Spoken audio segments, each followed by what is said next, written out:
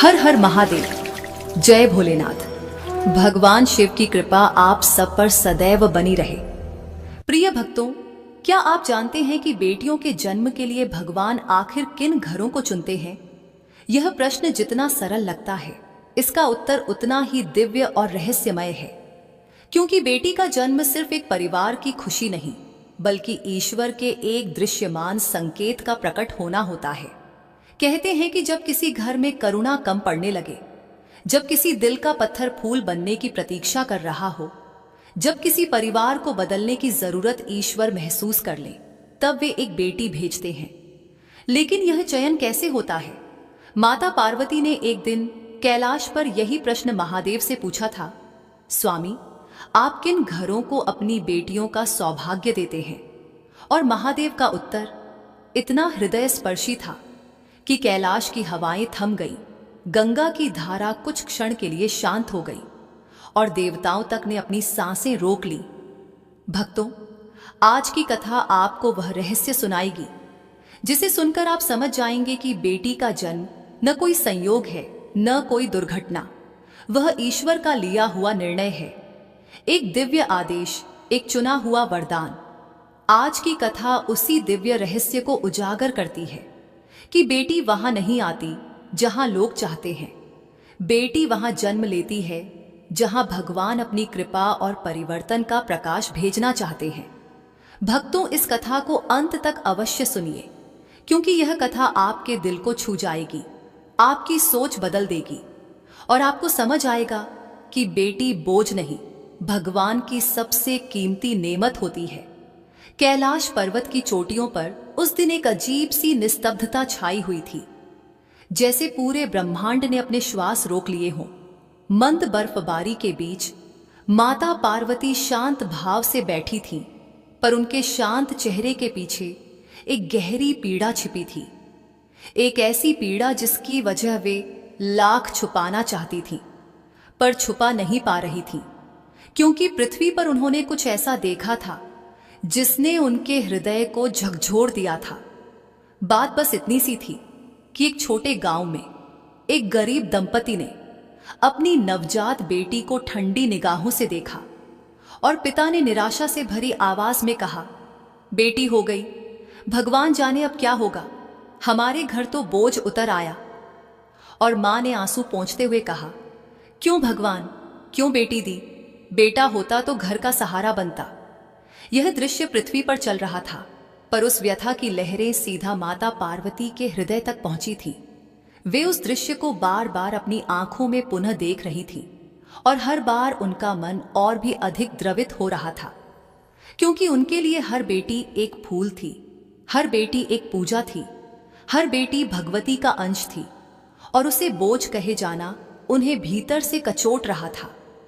उसी पीड़ा में डूबी वे महादेव के पास आईं, जो अपने त्रिशूल के सहारे बैठकर ब्रह्मांडीय नाद में लीन थे। उनके जटाओं पर हिम की हल्की परत जमी थी और आंखों में अनंत गहराई थी। पार्वती उनके सामने खड़ी रहीं, पर कुछ बोल नहीं पाईं। उनके मौन में ही इतनी गहरी व्यथा थी कि महादेव ने अपनी समाधि तोड़ी और धीरे से बोले, देवी, तुम्हारे मन में कौन सा तूफान उठ रहा है? पार्वती की आंखें भर आईं और वे गुरुतर स्वर में बोली, स्वामी, मैं जानती हूं कि दुनिया में दुख है, समस्याएं हैं, सामाजिक रूढ़ियां हैं, परंतु आज जो मैंने देखा उसने मेरे अस्तित्व को ही कंपा दिया है। महादेव शांत भाव से बोले, क्या देखा तुमने देवी? पार्वती ने कांपते स्वर में कहा, धरती पर एक घर में बेटी जन्मी, पर घर में रोशनी नहीं, मातम था। बेटी का जन्म उनको बोझ लगा, बेटा न होना दुर्भाग्य लगा। और मैं सोच रही हूं स्वामी, क्या मानव इतना अंधा हो चुका है कि उसे बेटी का मूल्य भी दिखना बंद हो गया है? क्यों लोग नहीं जानते कि बेटी का जन्म कभी संयोग नहीं होता? क्यों लोग नहीं जानते कि जन्म तो हम चुनते हैं, हम, आप और मैं? पार्वती की आवाज दर्द में डूब रही थी। स्वामी, क्या सच में लोग यह नहीं समझते कि बेटी में मेरा ही अंश होता है? क्या सच में लोग यह नहीं जानते कि बेटी तो वही लेकर जाती है जो बेटा नहीं ले जा सकता? संस्कार, करुणा और वह प्रकाश जो घरों को उजाला देता है। महादेव कुछ क्षण मौन रहे, फिर उन्होंने अपनी त्रिनेत्रीय दृष्टि से ब्रह्मांड में झांका, जैसे वे समय की परतों को खोल रहे हों। वे शांत स्वर में बोले, देवी, तुम्हारा प्रश्न साधारण नहीं, यह युगों का प्रश्न है और इसका उत्तर भी साधारण नहीं। इसलिए आज मैं तुम्हें वह रहस्य बताऊंगा जो बहुत कम लोगों को ज्ञात है। वह रहस्य कि हम कौन से घर चुनते हैं और क्यों चुनते हैं, जहां बेटियों को भेजा जाता है। पार्वती ने उत्सुक और व्याकुल आंखों से महादेव की ओर देखा, पर उनसे पहले ही एक धीमी आहट कैलाश की चोटी पर सुनाई दी। वह नंदी थे, जो दूरी से ही माता पार्वती की पीड़ा को महसूस कर चुके थे। उन्होंने हाथ जोड़कर कहा, माता, यदि आप अनुमति दें तो मैं भी इस दिव्य रहस्य को सुनना चाहता हूं, क्योंकि पृथ्वी पर जो अज्ञान फैला है वह हृदय को चीरता है। महादेव ने नंदी को पास बैठने का संकेत दिया। तभी गणपति भी आ गए। वे भी चकित थे। मां, कौन सा प्रश्न आपको इस तरह विचलित कर रहा है? और पार्वती ने अपने पुत्र के सिर पर हाथ फेरते हुए कहा, बेटा, यह प्रश्न बेटी के जन्म का है और मां होने के नाते मैं जानती हूं बेटी का मूल्य क्या होता है, पर धरती वाले उसे क्यों नहीं समझते? यही पीड़ा मुझे खा रही है। महादेव ने अपनी जटाओं को पीछे करते हुए एक गहरी सांस ली और बोले, देवी, तुमने जो देखा वह दुखद है, पर यह पहली बार नहीं हुआ और न ही अंतिम बार होगा, क्योंकि मनुष्य अपनी सीमित दृष्टि से जन्म को देखता है, जबकि हम अनंत दृष्टि से। मनुष्य बेटा चाहता है ताकि वह उसका सहारा बने, पर वह यह नहीं जानता कि बेटा पैदा करना उसकी इच्छा है, बेटी भेजना हमारा निर्णय है। यह सुनकर पार्वती चौंक गई। स्वामी, क्या सच में ऐसा है? क्या सच में बेटी का जन्म आप चुनते हैं? महादेव ने धीमे से मुस्कुराकर कहा, देवी, कोई आत्मा संयोग से नहीं भेजी जाती। हर बेटी एक दिव्य दूत होती है। हर बेटी वहीं जन्म लेती है जहां अंधकार को चीरने के लिए प्रकाश की आवश्यकता होती है, जहां सोच को बदलने की आवश्यकता होती है, जहां कठोरता को पिघलाने के लिए करुणा की जरूरत होती है, और सबसे बड़ी बात, जहां मां बाप को यह सिखाने की जरूरत होती है कि ईश्वर का वरदान जन्म का रूप देखकर नहीं, हृदय के कर्मों से जाना जाता है। पार्वती की आंखों में आंसू चमक उठे।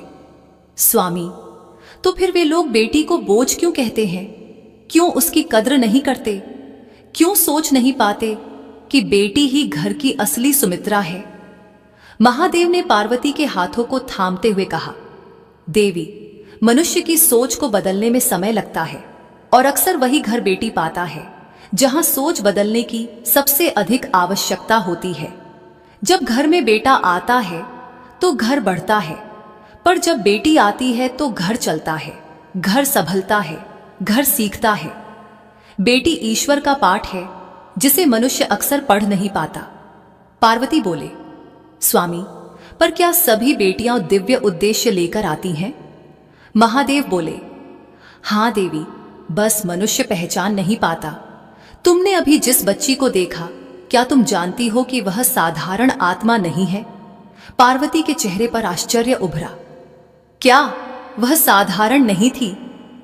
महादेव ने अपना तीसरा नेत्र आधा खोला, केवल इतना कि दिव्य प्रकाश फूटा नहीं, पर सत्य की किरणें झलक उठी। देवी, वह बालिका एक दिव्य चयन थी और उसकी कहानी आज मैं तुम्हें सुनाऊंगा। उसकी कहानी में तुम्हारे सारे प्रश्नों का उत्तर छुपा है। पार्वती ने अधीर स्वर में पूछा, कौन सी कहानी स्वामी? महादेव ने गहरी आवाज में कहा, उस बच्ची का नाम है गौरी। उसे हमने ही चुना था। उसका जन्म साधारण नहीं था, उसका जीवन साधारण नहीं होगा, और जिस घर में वह जन्मी है वह घर भी साधारण नहीं। उस घर में अंधकार था और हमने उस अंधकार में प्रकाश भेजा है। देवी, आज मैं तुम्हें उस घर की पूरी कथा सुनाऊंगा, क्योंकि वही कथा पृथ्वी को समझाएगी कि बेटी कहां क्यों भेजी जाती है। महादेव ने कहानी के प्रथम अध्याय का द्वार खोला। यह कथा है उस लड़की की जिसे दुनिया बोझ समझेगी, पर जिसे हमने तुमसे भी अधिक करुणामयी बनाकर पृथ्वी पर भेजा है, ताकि वह साबित कर दे कि बेटी बोझ नहीं, प्रकाश है। माता पार्वती उत्सुक, व्याकुल और कहीं ना कहीं भीतर से दुखी थीं, क्योंकि जिस प्रश्न ने उन्हें विचलित किया था उसका उत्तर जानने की उत्कंठा अब और अधिक गहरा चुकी थी। और महादेव ने जब यह कहा कि वह बच्ची दिव्य चयन थी, तब उनकी जिज्ञासा 1000 गुना बढ़ गई। वे थोड़ा आगे झुकीं और बोली, स्वामी, मुझे बताइए, क्यों उसी घर में भेजी गई वह आत्मा, क्यों चुना गया वही परिवार जहां उसका जन्म स्वागत नहीं बल्कि बोझ बनकर देखा गया। महादेव ने मंद मुस्कान के साथ कैलाश के ऊपर फैले ब्रह्मांड को देखा।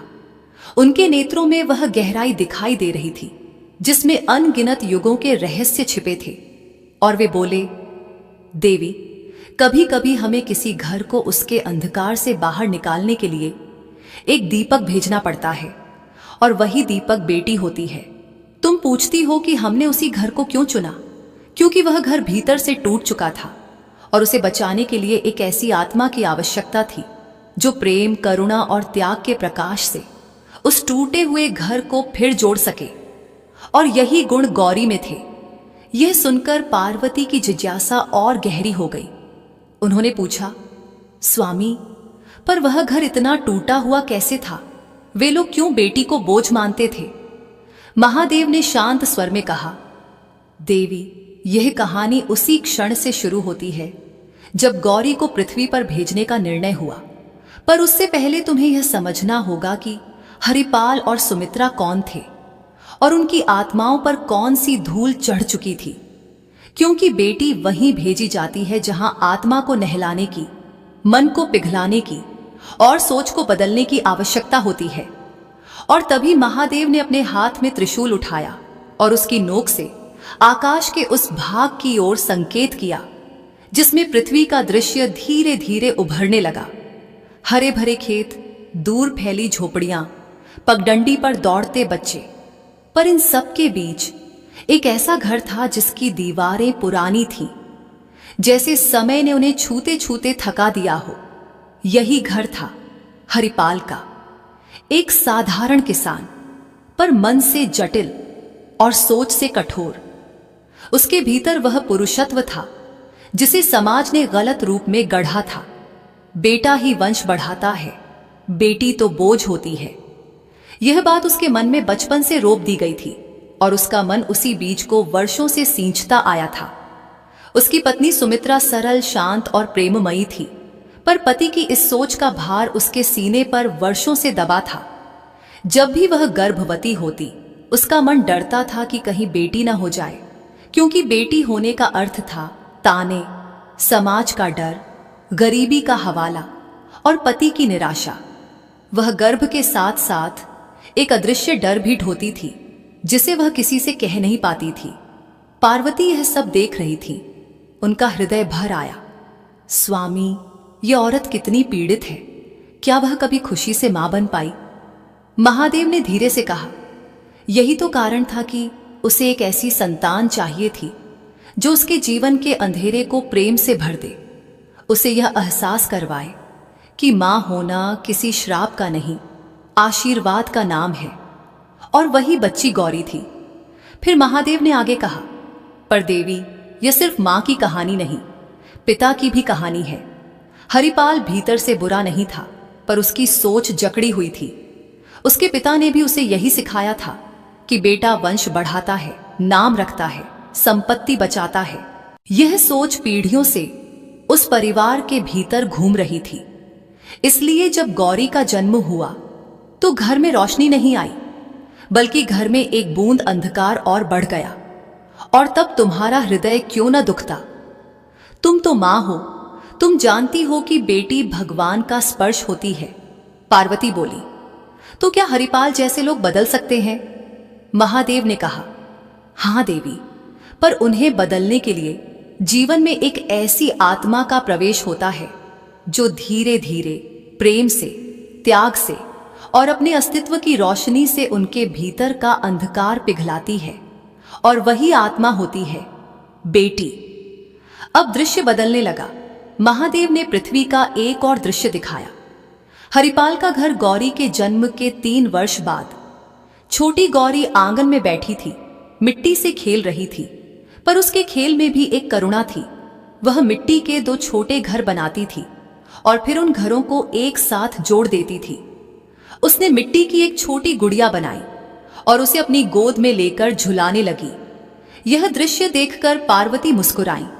स्वामी, इतनी छोटी उम्र में भी उसके भीतर मां का स्पर्श है, यह साधारण नहीं। महादेव बोले, गौरी वह आत्मा है जिसे हमने स्वर्गलोक की विशिष्ट सभा में चुना था। पार्वती उत्सुकता से बोली, स्वर्ग की सभा? कौन सी सभा? और फिर महादेव ने वह दिव्य रहस्य खोलना शुरू किया। उन्होंने कहा, जब किसी घर पर अंधकार बढ़ जाता है, जब किसी घर में करुणा समाप्त होने लगती है, जब किसी परिवार में कठोरता और अहंकार इतना बढ़ जाए कि उसे तोड़ने वाला कोई प्रकाश न रहे, तब स्वर्ग में एक विशेष सभा होती है। वह सभा सिर्फ देवताओं की नहीं, बल्कि उन दिव्य आत्माओं की होती है जिन्हें जन्म के लिए चुना जाता है। उसी सभा में हमने गौरी को चुना था। कैलाश की हवा जैसे रुक गई। पार्वती ने आंखें फैलाकर पूछा, गौरी को कैसे चुना गया? वह आत्मा कौन थी? महादेव बोले, वह आत्मा साधारण कभी थी ही नहीं। वह पूर्व जन्मों में भी एक करुणामयी आत्मा थी, जिसने दूसरों के लिए अपना जीवन त्याग दिया था, जिसने भूमि, पशु, पक्षियों तक को प्रेम दिया था। ऐसी आत्मा दुर्लभ होती है देवी, और जब कोई घर प्रेम खो देता है, तब उसी घर में ऐसी आत्मा भेजी जाती है ताकि वह प्रेम को पुनर्जीवित करे। पार्वती ने आश्चर्य से कहा, तो गौरी का जन्म सिर्फ परिवार की जरूरत नहीं, बल्कि कर्मों की भी परिणति था। महादेव बोले, हां, यही तो सत्य है। बेटी का जन्म कभी एक घर का नहीं होता, वह पूरे कुल, पूरे वंश और कभी कभी पूरे गांव का भाग्य बदलने आती है। अब दृश्य फिर बदला। महादेव ने स्वर्गलोक की वह सभा दिखाई जहां गौरी को चुना गया था। सप्तऋषि उपस्थित थे, अप्सराएं खड़ी थीं और मध्य में एक हल्की सी नीली रोशनी चमक रही थी। वही गौरी की आत्मा थी। वह छोटी सी कोमल सी रोशनी आगे आई और बोली, प्रभु, जिसे भी मेरी आवश्यकता है मैं वहां जाऊंगी।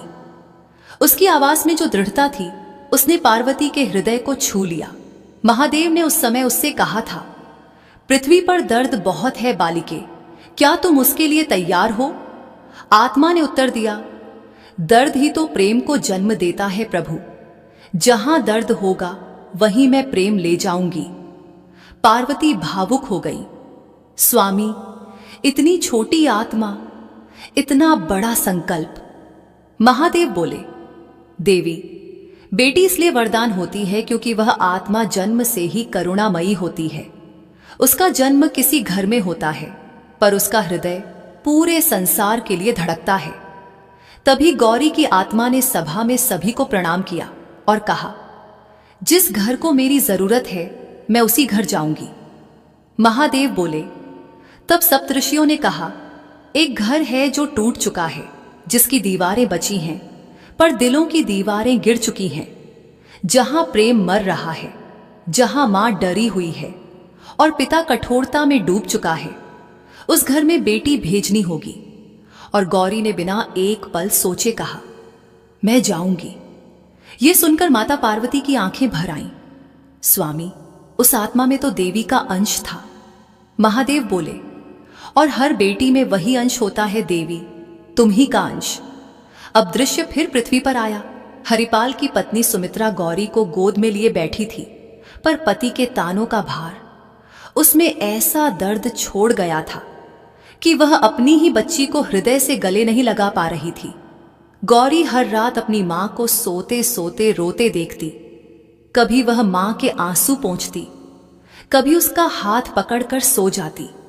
पार्वती ने आंसू पोंछे और कहा, स्वामी, यह बच्ची तो उसके जन्म से ही इस घर का दर्द महसूस कर रही है।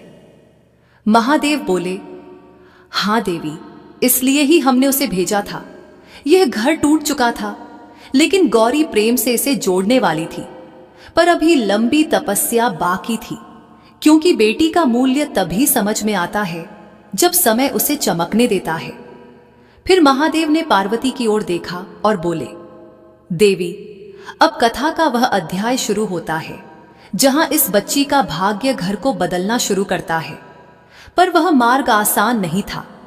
दुनिया की निर्दयता, समाज के ताने, गरीबी की चोट, पिता की कठोर सोच, इन सब के बीच एक नन्ही बच्ची कैसे प्रकाश बनेगी, यह तुम्हें अभी देखना होगा। पार्वती शांत खड़ी थी, आंखों से बह रही करुणा की धारा, और महादेव ने अगले अध्याय का द्वार खोला। माता पार्वती के हृदय में एक बेचैनी की गर्माहट फैल चुकी थी, क्योंकि महादेव ने यह कहकर कि अब सब कुछ बदलने वाला है, वास्तव में कहानी का ऐसा दरवाजा खोला था जिसमें एक मासूम बच्ची का संघर्ष, उसके आंसू, उसकी तपस्या और उसके भीतर छिपी दिव्यता की परतें खुलने वाली थीं। पार्वती की आंखें उस दृश्य पर टिकी थीं जो अब महादेव के संकेत पर पृथ्वी पर खुल रहा था। हरिपाल का घर, जहां गौरी अब 5 वर्ष की हो चुकी थी, पर 5 वर्ष की उम्र में भी उसके चेहरे पर एक असाधारण चमक थी, जैसे उसके भीतर कोई छुपा हुआ तेज था। माता सुमित्रा उसी पुरानी चौकी पर बैठकर सब्जी काट रही थी और हरिपाल बाहर से खेत की थकान लेकर आते हुए भी गौरी पर एक ठंडी नजर डालकर अंदर जाता था।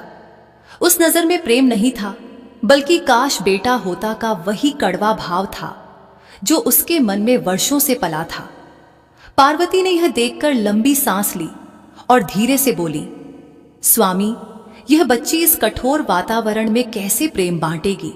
उसके नन्हे मन को पिता की यह अवहेलना कैसे तोड़ेगी नहीं? महादेव ने शांत स्वर में कहा, देवी दिव्य आत्माएं टूटने नहीं आती, वे टूटे हुए को जोड़ने आती हैं।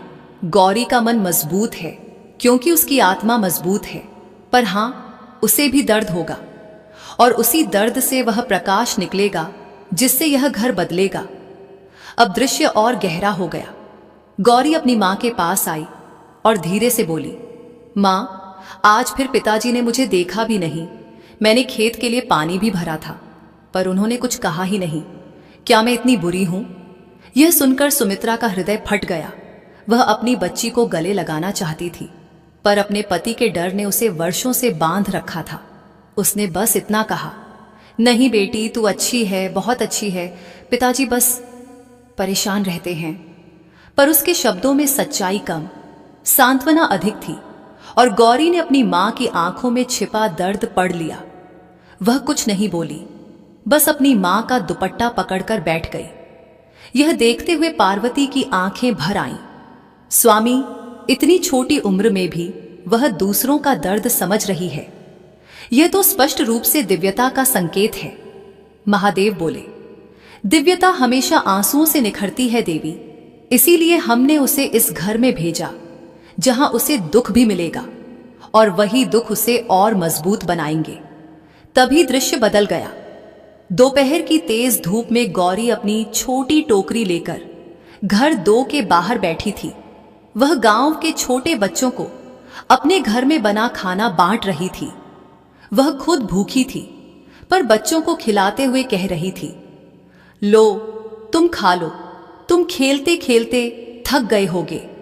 यह देखकर गांव की 2 बुजुर्ग औरतें बोली, सुमित्रा, तेरी बेटी में तो बड़ी करुणा है, यह तो देवी का अंश लगती है। पर हरिपाल ने घर के अंदर से यह सुनते ही गुस्से में कहा, देवी का अंश बेटी होकर?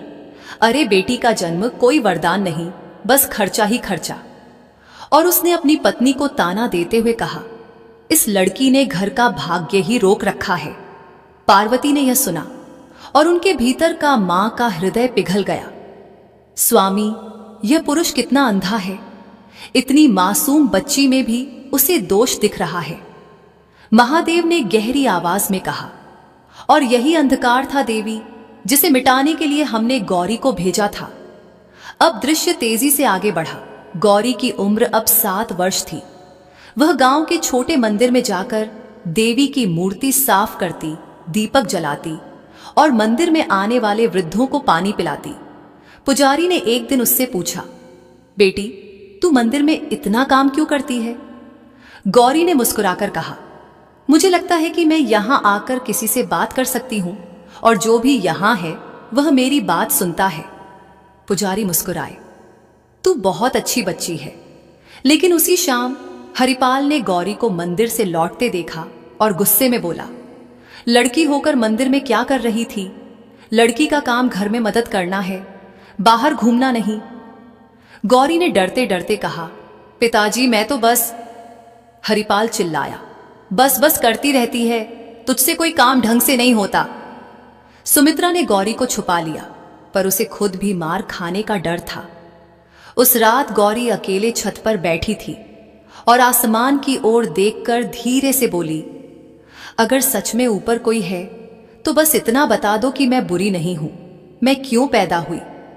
यह सुनकर पार्वती का दिल जैसे थम गया। उन्होंने महादेव का हाथ पकड़कर कहा, स्वामी, यह बच्ची तो अपने जन्म के उद्देश्य पर ही प्रश्न कर रही है। क्या यह उचित है? क्या उसकी परीक्षा इतनी कठिन? महादेव शांत थे, पर उनकी आंखों में गहरी चमक थी। देवी, कोई आत्मा तब तक दिव्य नहीं बनती जब तक वह अपना उद्देश्य स्वयं न खोज ले। यही वह क्षण है जहां से गौरी का प्रकाश शुरू होता है।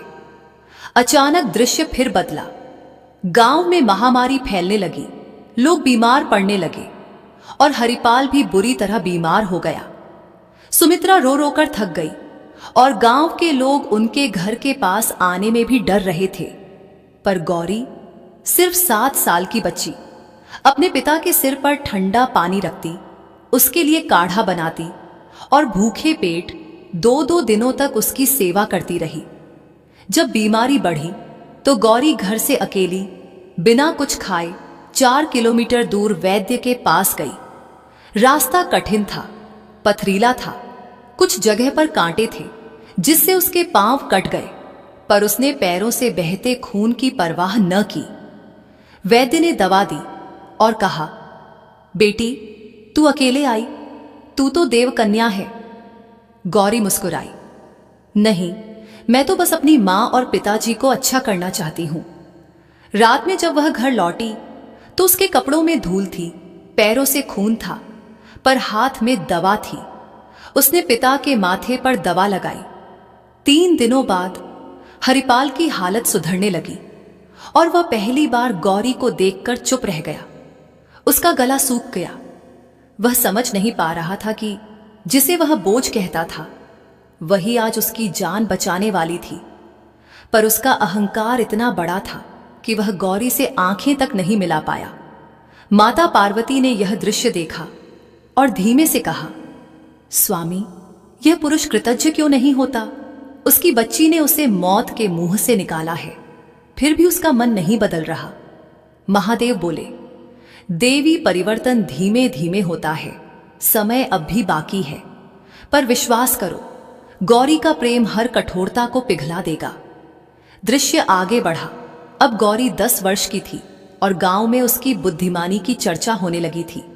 वह पढ़ाई में तेज थी, घर का काम भी करती थी और दूसरों की मदद भी।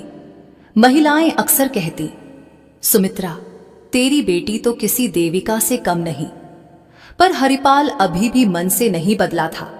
वह समाज के डर में जीता था। लोग क्या कहेंगे?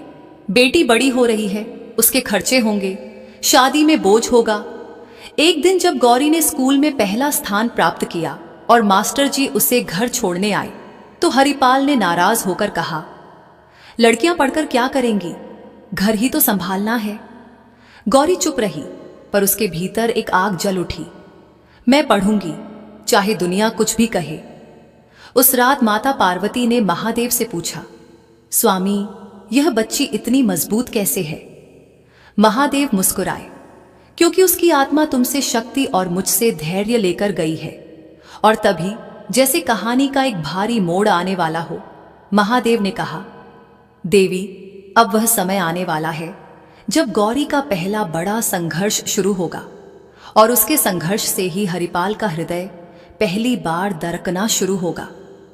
पार्वती ने घबराकर पूछा, क्या होने वाला है स्वामी? महादेव की गहरी आवाज गूंजी, घर पर एक ऐसा संकट आने वाला है जो इस परिवार को तोड़ सकता था। पर वहीं गौरी का प्रकाश पहली बार सबसे अधिक चमकेगा। और इसी के साथ दृश्य अंधेरे में बदल गया, जैसे अगला अध्याय किसी भारी रहस्य को लेकर प्रतीक्षा कर रहा हो। माता पार्वती और गहराई से पृथ्वी के दृश्य में झुककर देखने लगी, क्योंकि महादेव के स्वर में जो गंभीरता थी वह संकेत दे रही थी कि अब कुछ ऐसा होगा जो न सिर्फ गौरी के जीवन की दिशा बल्कि उस पूरे घर की किस्मत बदल देगा। दृश्य धीरे धीरे उजला हुआ और पृथ्वी पर शाम ढलने लगी। गांव में हल्की सी धुंध, घरों के बाहर मिट्टी के चूल्हों से उठता धुआं, और उसी माहौल के बीच हरिपाल का घर चिंता में डूबा हुआ दिखाई देने लगा, क्योंकि उस दिन अचानक गौरी की मां सुमित्रा को तेज बुखार चढ़ा था और उनका शरीर तपते लोहे की तरह जल रहा था। वे बार बार बेहोश हो रही थीं, पसीने से तर थीं और उनकी सांसें अनियमित हो चुकी थीं। हरिपाल घबराया हुआ इधर उधर टहल रहा था, पर उसकी घबराहट भय से उपज रही थी। उसके मन में लाख गलतियां हों, पर वह पत्नी को खोना नहीं चाहता था। गौरी अपनी मां का हाथ पकड़े बैठी थी। आंखों से आंसू बह रहे थे, पर हिम्मत नहीं टूट रही थी। वह बार बार अपनी मां के चेहरे को सहला रही थी और धीमे धीमे कह रही थी, मां उठो, तुम ठीक हो जाओगी, मैं हूं ना। सुमित्रा ने गौरी की उंगली थोड़ी सी हिलाई, पर वे फिर बेहोश हो गई। गौरी ने अपनी मां की सांसें धीमी होती देखी और वह बुरी तरह कांप गई। उसे लगा जैसे उसका पूरा संसार बिखर रहा है। हरिपाल ने गांव के वैद्य को बुलाने की कोशिश की, पर उस रात भयंकर बारिश शुरू हो गई। बिजली कड़क रही थी और गांव की पगडंडियां कीचड़ में बदल चुकी थीं। कोई भी घर से बाहर निकलने को तैयार नहीं था। लोग अपने अपने घरों में बंद हो गए थे। तभी गौरी खड़ी हुई। उसके बाल भींगे हुए चेहरे पर चिपक रहे थे। वह कांपते हुए बोली, पिताजी, मैं जाऊंगी वैद्य जी के पास, दवा मैं लेकर आऊंगी। हरिपाल ने चौंक कर कहा, अरे नहीं, तू इतनी रात इतनी बारिश में अकेले कैसे जाएगी? रास्ता भी खतरनाक है। लेकिन डर, चिंता और असहायता के बीच भी उसके स्वर में बेटी के लिए वही कठोरता थी, प्यार नहीं। गौरी ने दृढ़ स्वर में कहा, मैं जाऊंगी, क्योंकि अगर मैंने नहीं गई तो मां। और वह वाक्य पूरा न कर पाई, क्योंकि उसके होंठ कांपने लगे। हरिपाल ने उसकी आंखों में देखा। वहां डर नहीं था, वहां शक्ति थी, वही शक्ति जो दिव्य आत्माओं में होती है। कैलाश पर पार्वती ने यह दृश्य देखा और वे व्याकुलता से बोली, स्वामी, इतनी छोटी बच्ची को इस भयंकर तूफान में भेजना, यह तो अत्याचार है। यह क्यों? महादेव ने धीमे स्वर में कहा, देवी, यही वह क्षण है जहां से यह बच्ची अपनी आत्मा के उद्देश्य को पहचानना शुरू करेगी। कभी कभी दिव्यता को बाहर आने के लिए तूफानों से गुजरना पड़ता है। और पृथ्वी पर गौरी ने अपनी छोटी ओढ़नी सिर पर डालकर बारिश में कदम रखा। वह बाहर निकली तो बारिश मानो तीरों की तरह उसके शरीर पर पड़ रही थी। हवा इतनी तेज चल रही थी कि उसका संतुलन बार बार बिगड़ रहा था, लेकिन उसकी चाल नहीं डगमगा रही थी। वह पगडंडी पर आगे बढ़ी। उसके पांव कीचड़ में धंस रहे थे। उसे बार बार गिरना पड़ रहा था, लेकिन हर बार वह उठ रही थी। उसकी छोटी हथेलियों से मिट्टी चिपककर लहू में बदलने लगी, पर वह एक ही बात सोच रही थी, मां, मुझे दवा लानी है। बारिश की तेज धाराएं उसके चेहरे पर ऐसा लग रही थीं मानो प्रकृति उसे रोकना चाहती हो, पर उसी प्रकृति की गोद में महादेव का आशीर्वाद उसे आगे धकेल रहा था। आधे रास्ते पर पहुंचकर गौरी एक बड़े गड्ढे में फिसलकर गिर गई। उसके पैर में गहरा घाव हो गया, खून बहने लगा। वह दर्द से चीखी, पर तुरंत होंठ दबाकर उठ खड़ी हुई। आंसू बारिश में घुल गए। वह लंगड़ाते हुए दौड़ी। जब वह वैद्य के घर पहुंची, वैद्य दरवाजा बंद करके सोने ही वाले थे, पर गौरी की आवाज ने उन्हें रोक दिया। वैद्य जी, कृपा करके दरवाजा खोलिए, मां मर जाएंगी, दवा दीजिए। वैद्य ने दरवाजा खोला और गौरी की हालत देखकर सन्न रह गया। उसने तुरंत दवाएं दी और कहा, बेटी, तू अकेले आई? तू तो देवकन्या लगती है। ऐसी हिम्मत बहुत कम लोगों में होती है। गौरी ने कहा, मैं बस अपनी मां को ठीक करना चाहती हूं। कैलाश पर पार्वती की आंखें भर आईं। स्वामी, वह रोई नहीं, वह डरी नहीं, वह टूटी नहीं। क्या यही दिव्य आत्मा का संकेत है? महादेव बोले, हां देवी, और यही कारण था कि हमने इसे वहीं भेजा जहां इसकी आवश्यकता सबसे ज्यादा थी। गौरी जब वापस घर पहुंची तब तक आधी रात बीत चुकी थी। उसके कपड़े भीगे हुए थे, पैर में से खून बह रहा था, शरीर मिट्टी से ढका हुआ था, पर उसकी हथेलियों में कसकर दवाएं थीं। घर में घुसते ही वह लड़खड़ाई, पर गिरने से पहले ही हरिपाल ने उसे पकड़ लिया। पहली बार पिता ने उसे इस तरह पकड़ा था। हरिपाल की आंखें फटी रह गईं। उसने बेटी के पैरों से खून बहता देखा, उसके चेहरे पर घाव, उसके बालों से पानी टपकता, उसके हाथ कांपते हुए। और उसी क्षण उसके मन में कुछ दरक गया। शायद वह अहंकार था, शायद वह वर्षों से जमी धूल थी, शायद वह कई कठोरता थी जो बेटी के प्रति उसके हृदय पर चढ़ी थी। गौरी ने कहा, पिताजी दवा ले आए, मां ठीक हो जाएंगी। और इतना कहकर वह जमीन पर गिर गई। सुमित्रा ने उसे गले लगाया, उसकी आंखों से आंसू बहने लगे। गौरी मेरी बच्ची, ये क्या हाल कर लिया तूने? गौरी ने मां का गाल छूते हुए कहा, मां आप ठीक हो जाओ बस। हरिपाल कुछ कह नहीं पा रहा था, उसके अंदर अपराध बोध की ज्वाला जल रही थी। वह केवल इतना कह पाया, तू इंसान नहीं है, तू देवदूत है, मैंने तुझे कभी समझा ही नहीं। कैलाश पर यह सुनकर पार्वती ने धीरे से कहा, स्वामी परिवर्तन शुरू हो गया। महादेव बोले, हां देवी, पर यह सिर्फ शुरुआत है, अभी आगे उसका प्रकाश और बड़ा होना है। अगले दिन जब गौरी का पैर पट्टी बांधकर बिस्तर पर था और मां ठीक होने लगी थी, गांव में यह बात आग की तरह फैल गई कि हरिपाल की बेटी ने आधी रात तूफान में चलकर दवा लाई और अपनी मां की जान बचाई। लोग घर के बाहर इकट्ठा होने लगे। कुछ औरतें बोली, यह बच्ची तो चमत्कार है, यह तो किसी देवता का वरदान है। पर हरिपाल भीतर बैठा था, उसकी आंखों से आंसू रुक नहीं रहे थे। वह बार बार खुद से कह रहा था, मैंने इसे बोझ कहा और इसने मेरी दुनिया बचा ली। पार्वती ने यह जाना और बोली, स्वामी अब यह घर बदल जाएगा।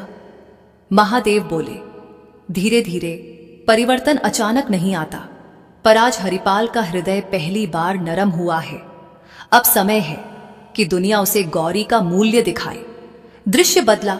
गौरी अब 12 वर्ष की हो चुकी थी और उसकी समझदारी पूरे गांव में प्रसिद्ध थी। एक दिन गांव में बड़ा झगड़ा हुआ। दो परिवारों के बीच खेत की मेड़ को लेकर विवाद इतना बढ़ा कि मारपीट की नौबत आ गई। पंचायत ने बैठक बुलाई। बुजुर्ग एक दूसरे पर आवाजें उठा रहे थे। तभी गौरी वहां पहुंची और उसने सभी से कहा, आप लोग लड़ क्यों रहे हैं? थोड़ी सी जमीन के लिए इतना विवाद? आप सब एक ही गांव के हैं, आनंद से रहिए। सब हंस पड़े। अरे ये लड़की क्या सिखाएगी? पर गौरी ने अपने स्कूल की कॉपी निकालकर खेतों की माप दिखाई, साबित किया कि गलती किसकी थी। विवाद शांत हो गया। पंचायत के मुखिया ने कहा, इस लड़की में तो असाधारण समझ है, यह बेटा नहीं 10 बेटों के बराबर है। यह सुनकर हरिपाल के चेहरे पर गर्व की हल्की सी चमक आई, लेकिन वह अभी भी खुलकर स्वीकार करने की हिम्मत नहीं जुटा पा रहा था। उस रात गौरी भगवान के छोटे मंदिर में दीपक जला रही थी।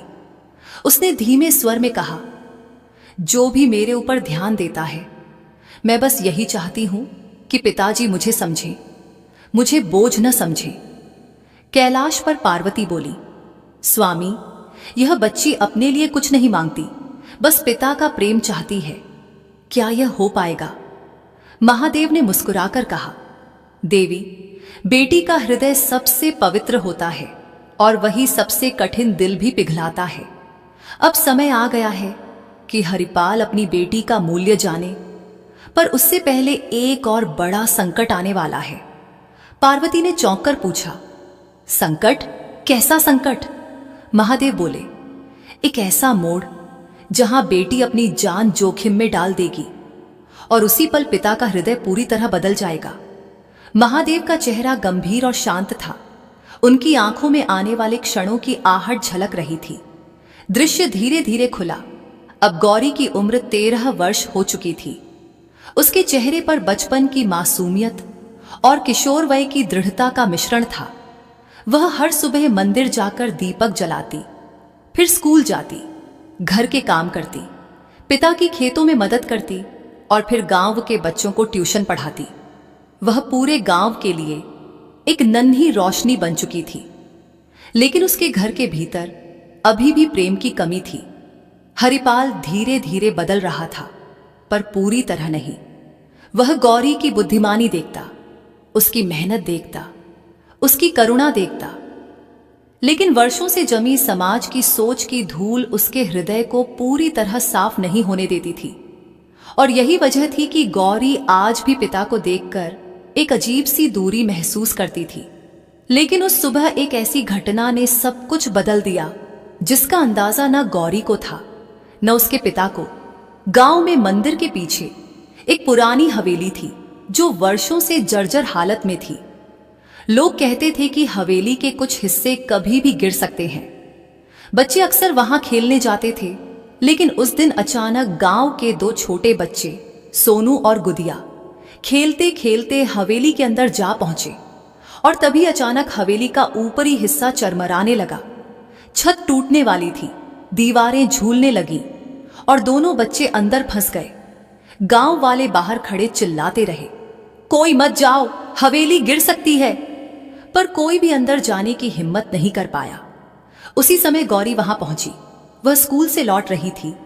उसने बच्चों की चीख सुनी और बिना कोई प्रश्न किए, बिना किसी भय के, बिना किसी सोच के वह हवेली की ओर दौड़ पड़ी। पार्वती ने यह दृश्य देखा और भयभीत होकर बोली, स्वामी, यह बच्ची अंदर क्यों जा रही है? यह अपनी जान जोखिम में डाल देगी। महादेव ने धीमे स्वर में कहा, देवी, अभी वही समय है जब उसका प्रकाश सबसे गहराई से चमकेगा। उसकी आत्मा उसे रोक नहीं सकती। हवेली की दीवारें हिल रही थीं, कई हिस्सों से मिट्टी गिर रही थी। गौरी के पैरों के नीचे लकड़ियां टूट रही थीं, लेकिन उसने किसी चीज का ध्यान नहीं दिया। उसकी पूरी चेतना उन बच्चों पर केंद्रित थी। वह भागकर अंदर गई। उसकी आवाज गूंजी, सोनू, गुदिया, कहां हो? बच्चों की धीमी रोती हुई आवाज आई, दीदी, यहां, दीदी बचाओ। गौरी आवाज की दिशा में दौड़ी। तभी उसके सिर के ऊपर से भारी धूल गिरी। लकड़ी का एक टुकड़ा उसके कंधे पर आ लगा। उसने दर्द से आंखें कसकर बंद की, पर रुकी नहीं। बाहर गांव वाले चिल्ला रहे थे, अरे कोई इसे रोको, हवेली गिर जाएगी तब। पर कोई पास जाने की हिम्मत नहीं कर रहा था।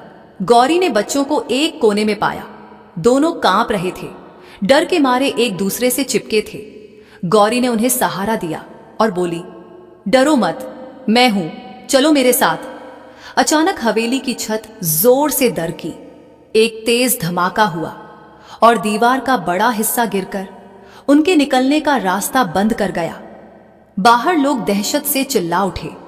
गौरी के चेहरे पर एक पल के लिए डर उभरा, पर अगले ही पल उसने खुद को संभाला। मैं तुम्हें यहां से निकालूंगी, वादा है। कैलाश पर पार्वती का हृदय धड़क रहा था।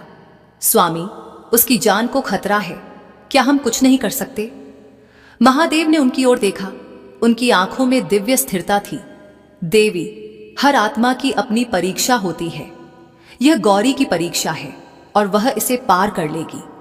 हवेली के गिरने की आवाज तेज होने लगी। गौरी ने बच्चों को एक छोटे से छेद की ओर धकेला। तुम दोनों पहले बाहर जाओ, सोनू बोला। दीदी, तुम? गौरी ने उसे मजबूती से बाहर की ओर धकेलते हुए कहा, तुम दोनों निकलो, मैं पीछे आती हूं।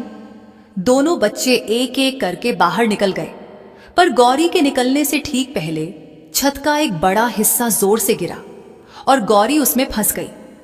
उसके पैर पर भारी लकड़ी अटक गई। बच्चे बाहर चीखने लगे, दीदी, दीदी फंस गई।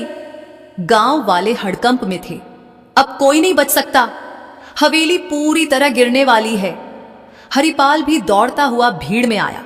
उसने सुना था कि हवेली में कुछ बच्चे फंस गए हैं, पर जब उसने सुना कि गौरी अंदर है, उसका दिल धड़कना ही भूल गया।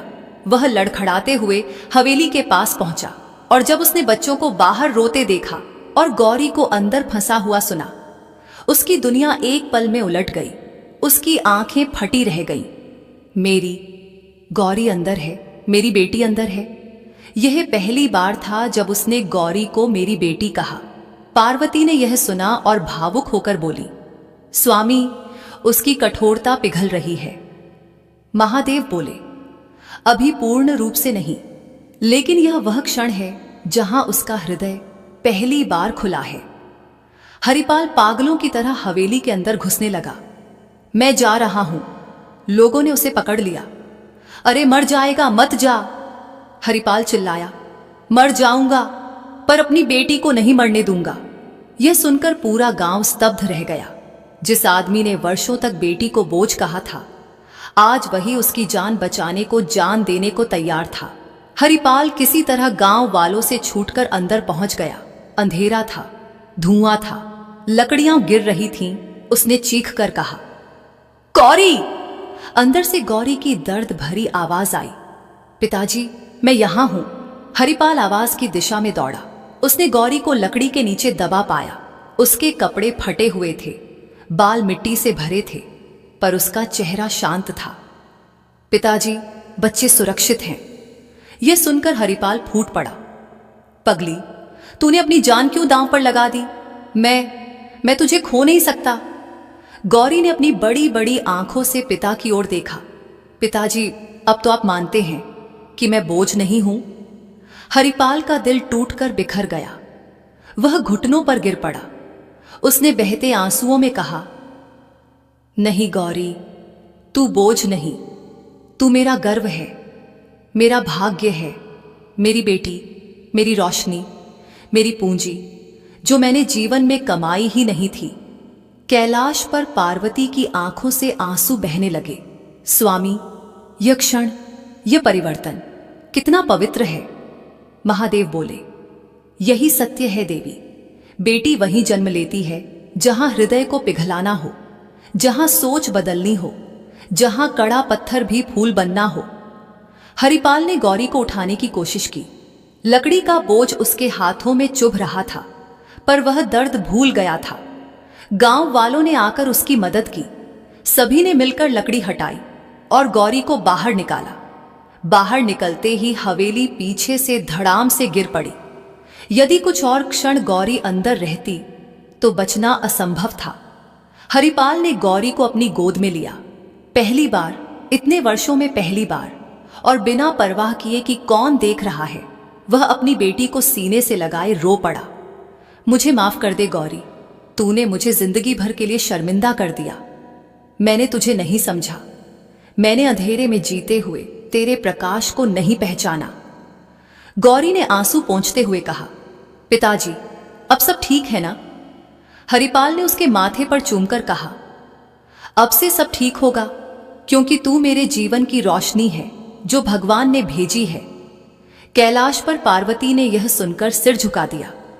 स्वामी, अब यह घर बदल गया। महादेव ने मुस्कुराकर कहा, हां देवी, अब कहानी का आधा हिस्सा पूरा हुआ। अब अगले अध्याय में गौरी इस घर को सिर्फ प्रेम नहीं देगी, बल्कि यह घर गौरी को पहचान लेगा। और अब शुरू होगी बेटी के भाग्य की असली चमक। कैलाश पर्वत पर उस रात एक अलग ही शांति थी, जैसे स्वयं ब्रह्मांड यह देख रहा हो कि गौरी ने जिस घर में जन्म लिया था, वहां पहली बार प्रेम की लौ जली है। माता पार्वती के चेहरे पर एक मधुर संतोष उभर आया था, क्योंकि उन्होंने अपने सामने देखा कि वर्षों से कठोरता में डूबा हुआ हरिपाल अब अपनी बेटी को सीने से लगाकर रो रहा था, और उसकी आंखों से गिरते आंसू किसी गहरे पश्चाताप की तरह नहीं, बल्कि किसी पुराने अंधकार के पिघलने की तरह लग रहे थे। पार्वती ने धीमे स्वर में कहा, स्वामी, आपने ठीक कहा था। बेटी का अस्तित्व स्वयं प्रकाश फैलाता है। वह सबसे सख्त हृदय तक को पिघला देती है। महादेव ने अपनी त्रिनेत्रीय दृष्टि से पृथ्वी के दृश्य को देखा और शांत स्वर में बोले, देवी, यह तो अभी शुरुआत है। एक बेटी केवल पिता के हृदय को ही नहीं बदलती, वह पूरे संसार के लिए आशा की किरण बन जाती है, क्योंकि उसके भीतर त्याग होता है, सेवा होती है, शक्ति होती है। बेटी का जन्म वह पाठ है जिसे मनुष्य अपने व्यवहार और अपनी सोच से मिटा देता है, पर ईश्वर फिर एक नई बेटी भेजकर वही पाठ दोबारा लिखते हैं। और पृथ्वी पर दृश्य आगे बढ़ा। गौरी अब 15 वर्ष की हो गई थी, लेकिन उसके मन में अभी भी वह पुराना दर्द कहीं गहराई में मौजूद था। भले ही पिता का प्रेम अब उसके लिए खुल गया था, पर उन वर्षों की उपेक्षा ने उसके हृदय में एक नन्हा सा भय छोड़ दिया था। क्या मैं वास्तव में इस घर का हिस्सा हूं? क्या मेरे जन्म ने किसी का जीवन आसान बनाया या सिर्फ कठिन? पर जब भी वह मंदिर जाती, दीपक जलाती, तो ऐसा लगता जैसे कोई अदृश्य शक्ति उसके मन की सारी उलझनें पोंछ देती हो। उस दौरान गांव में भी बदलाव आने लगा। गौरी की बहादुरी की चर्चा हर घर में होने लगी थी। उसे देखकर लोग कहते, यह लड़की तो देवताओं का वरदान है, यह कहीं साधारण नहीं। उसकी मां सुमित्रा उसके माथे पर रोज हाथ फेरती और कहती, गौरी, मेरे जीवन का हर आशीर्वाद तू ही तो है। हरिपाल, जो कभी बेटी को बोझ कहता था, अब उसकी हर छोटी बड़ी बात पर गर्व महसूस करता था। वह खेत में काम करता और हर किसी से कहता, मेरी गौरी ने मेरी जान बचाई।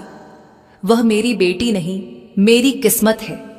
लेकिन उसकी आवाज में अभी भी एक हल्की सी झिझक थी, जैसे उसे सालों की गलती का बोझ अभी भी हल्का नहीं लगा हो। वह चुपके चुपके सोचता, क्या मैं कभी अपनी बेटी का इतना अच्छा पिता बन पाऊंगा कि वह मेरी पिछली गलतियां भूल जाए? गौरी ने भी अपने मन में कुछ तय कर लिया था। वह घर, मां, पिता, सबकी जिम्मेदारियां निभाना चाहती थी, पर वह पढ़ लिखकर इतनी सक्षम बनना चाहती थी कि समाज की आंखों में भी बेटी का मूल्य चमक उठे। वह हर दिन सुबह 4 बजे उठती, चूल्हा जलाती, मां के साथ घर के काम करती, फिर पढ़ाई करती, स्कूल जाती और शाम को ट्यूशन लेती ताकि कुछ पैसे घर में ला सके। उसके अंदर आग थी, अंदर दिव्यता थी, पर बाहर सिर्फ शांति थी, विनम्रता थी। एक दिन स्कूल में घोषणा हुई कि जिला स्तरीय परीक्षा में जो प्रथम आएगा उसे छात्रवृत्ति मिलेगी और शहर में पढ़ाई का अवसर। गौरी के भीतर चिंगारी जागी, अगर मैं यह परीक्षा जीत गई तो गांव के लोगों को साबित कर दूंगी कि बेटी सिर्फ घर का बोझ नहीं, वह घर की शान है। वह देर रात तक दीपक की मंद रोशनी में पड़ती। कभी कभी दीपक बुझ जाता तो वह बाहर चांद की रोशनी में बैठकर पढ़ती।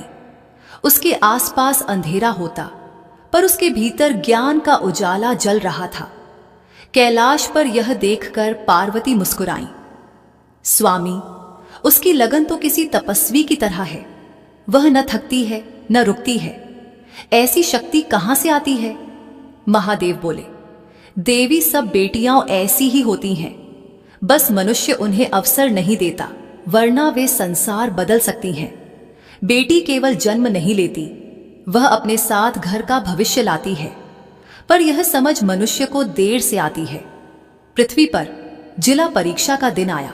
गौरी ने परीक्षा दी और वह इतनी शांत थी कि जैसे भीतर किसी अदृश्य हाथ ने उसे संभाल रखा हो। जब परिणाम आया तो पूरा गांव खुशी में झूम उठा। गौरी प्रथम आई थी और उसके नाम के आगे लिखा था, जिले की सर्वश्रेष्ठ छात्रा। गांव में ढोल बजने लगे, लोग मिठाई बांटने लगे।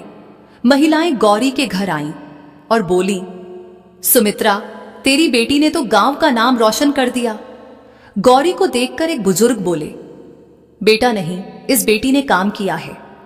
हरिपाल की आंखों में वह गर्व चमक उठा जो उसने पहले कभी महसूस नहीं किया था। लेकिन उसी के साथ उसके भीतर एक और भावना उठी, पछतावा।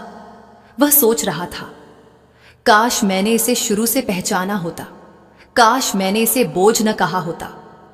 उस रात गौरी मंदिर गई और दीपक जलाया।